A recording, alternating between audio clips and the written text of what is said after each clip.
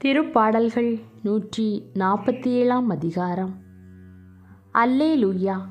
நம்முடைய கடவுளை புகழ்ந்து பாடுவது நல்லது. அவரை புகழ்வது இனிமையானது, அதுவே ஏற்புடையது. ஆண்டவர் எருசலேமை மீண்டும் கட்டி எழுப்புகின்றார். நாடு கடத்தப்பட்ட இஸ்ரவேலை கூட்டி சேர்க்கின்றார். உடைந்த உள்ளத்தோரை குணப்படுத்துகின்றார். அவர்களின் காயங்களை கட்டுகின்றார். விண்மீன்களின் இலக்கத்தை எண்ணி அவை ஒவ்வொன்றையும் பெயர் சொல்லி அழைக்கின்றார். நம் தலைவர் மாண்புமிக்கவர், மிகுந்த வல்லமையுள்ளவர். அவர் தம் நுண்ணறிவு அளவிடற்கு அரியது. ஆண்டவர் எளியோர்க்கு ஆதரவளிக்கின்றார், பொல்லாரையோ தரை மட்டும் தாழ்த்துகின்றார். ஆண்டவருக்கு நன்றி செலுத்தி பாடுங்கள். நம் கடவுளை யாழ் கொண்டு புகழ்ந்து பாடுங்கள். அவர் வானத்தை மேகங்களால் மறைக்கின்றார். பூவுலகின் மீது மழையை பொழிகின்றார். மலைகளில் புல்லை முளைக்க செய்கின்றார். கால்நடைகளுக்கும் கரையும் காக்கை குஞ்சுகளுக்கும் அவர் இரை கொடுக்கின்றார். குதிரையின் வலிமையில் அவர் மகிழ்ச்சி காண்பதில்லை.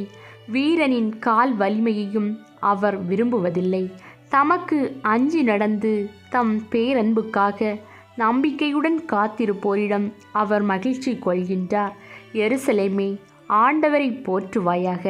சீயோனே, உன் கடவுளை புகழ்வாயாக.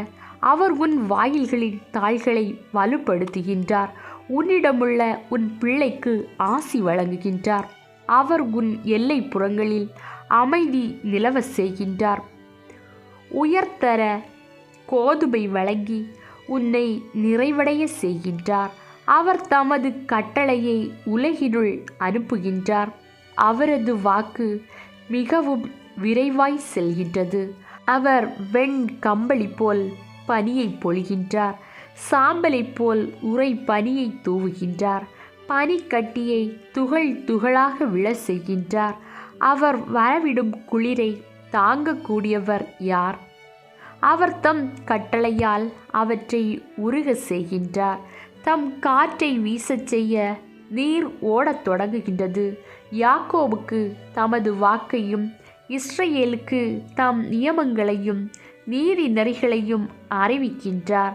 அவர் வேறெந்த இனத்துக்கும் இப்படி செய்யவில்லை. அவருடைய நீதி நெறிகள் அவர்களுக்கு தெரியாது.